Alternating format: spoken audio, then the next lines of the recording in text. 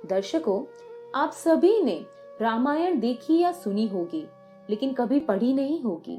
इस वीडियो में हम आपको बताने जा रहे हैं कि वाल्मीकि रामायण के अनुसार कैसे शूर्पणखा ने अपने ही भाई को श्राप दिया था, जिससे आगे चलकर वो अपने ही भाई के मृत्यु का कारण बने। नमस्कार दोस्तों, आप सबका विटी सेज में स्वागत है। ऐसा कहा जाता है कि अगर रामायण में शूर्पणखा और कैकेयी के ये दो पात्र नहीं होते तो रामायण की कोई कहानी ही नहीं होती। रामायण के मुताबिक रावण की बहन शूर्पणखा भी रावण का विनाश चाहती थी और इसके लिए उसने प्रयत्न भी किया, जिसके चलते रावण मारा गया। रावण, कुंभकर्ण, विभीषण और शूर्पणखा ये चारों सगे भाई बहन थे और सभी का विवाह हुआ था, जिसमें शूर्पणखा का विवाह कालकेय जाति के राक्षस विद्युतजीव से हुआ था, जो पाताल में निवास करता था।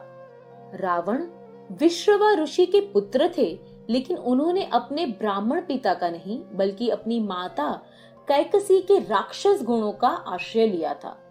लंका पर रावण का राज्याभिषेक होते ही उन्होंने त्रिलोक जीतने का प्रण लिया और इसी प्रण के चलते उन्होंने पाताल पर आक्रमण कर वहां कालकेय राक्षसों से संग्राम किया।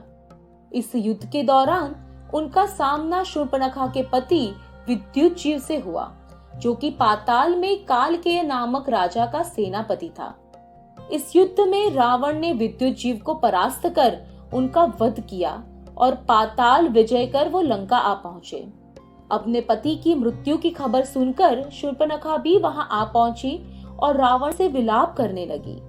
जब रावण ने उसका कारण पूछा तो शूर्पणखा ने कहा कि आपने खुद ही मुझे विधवा कर दिया है और अब मेरे विलाप के विषय में पूछ रहे हैं। तब रावण ने उसे कहा कि मैंने जानबूझकर उसे नहीं मारा, मैं युद्ध के नशे में था और उस समय मुझे इस बात का ध्यान नहीं रहा कि मेरे सामने तुम्हारा पति है या कोई राक्षस।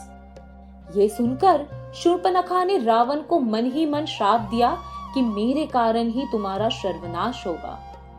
अपनी बहन को शोक करते देख रावण ने शूर्पणखा को खरदूषण भाइयों के साथ 14,000 राक्षस दिए और जनस्थान में रहने की व्यवस्था करी, जहां वो आसानी से नरभक्षण कर अपना जीवन आनंद से गुजार सके। ऐसा माना जाता है कि अपने दुख में डूबी शूर्पणखा ने रावण को मारने की रणनीतियां बनाना कभी बंद नहीं किया। एक दिन जब उसने पंचवटी में राम और लक्ष्मण को देखा तो उनसे संबंध बनाने की लालसा ने उसकी नाक और कान कटवा दिए। कथाओं के आधार पर ऐसा कहा जाता है कि शूर्पणखा को वास्तव में राम और लक्ष्मण में कोई रुचि नहीं थी, बल्कि उसकी इच्छा केवल अपने पति का हत्या का बदला लेने में थी। श्री राम की शक्ति का अंदाजा शूर्पणखा को पहले से ही था। शूर्पणखा रावण के दरबार में जब पहुंची तो रावण ने उससे अपनी इस हालत के बारे में पूछा। जवाब देते समय उसने सीता के गुणों और सुंदरता का वर्णन इस ढंग से किया जिसे रावण की सीता के प्रति वासना जागृत हो गई और माता सीता का हरण कर उन्हें वो लंका ले आए। जिसके बाद एक घमासान युद्ध छिड़ा, जिसमें लंकापति रावण श्री राम के हाथों मारे गए।